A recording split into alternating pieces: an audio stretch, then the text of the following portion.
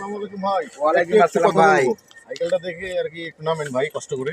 আচ্ছা ভাই। সাইকেলটা কোন আমলের? এই সাইকেলটা আসলে এখন ভাই আপডেট আপনার আপনার বয়সটা মানে 30-32 বছর, কিন্তু সাইকেলটা তো অনেক আমলের, দাদার আমলের। তো এটা কেন? জি ভাই, এটা আমার দাদার রেখে দেওয়া সাইকেল। আচ্ছা, দাদার স্মৃতি হিসাবে ভাই আমি রাখছি, কারণ সাইকেলটা অনেক পুরাতন, না জং ধরে গেছে, সাইকেলের বেশ। অবস্থা তেমন ভালো না, না, কিন্তু স্মৃতি হিসাবে আমি রাখছি।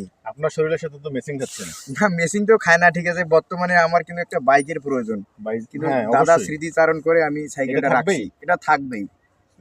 আসলে সাইকেলটা যতদিন তো হারাবে না, চুরি হবে না, অতদিন সাইকেলটা আমার দর্শক কাছে দেখেন, থাকবেই। ঐতিহ্য বা কেউ হারাইতে চায় না। এখান থেকে দেখেন ভাইয়া কিন্তু ইয়ং বয়, একজন স্মার্ট বয়, একজন যুবক ভালো, তাকে দরকার সুজুকি একটা বাইক।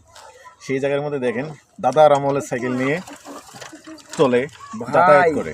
বাইক কেনার কথা কইছেন, টাকা থাকলেও ভাই কিছু কিছু লোকের কারণে বাইক ভাই কিনতে পারি না। এখানে বোঝা গেল ঐতিহ্য বড় জিনিস, হারাইতে চায় না।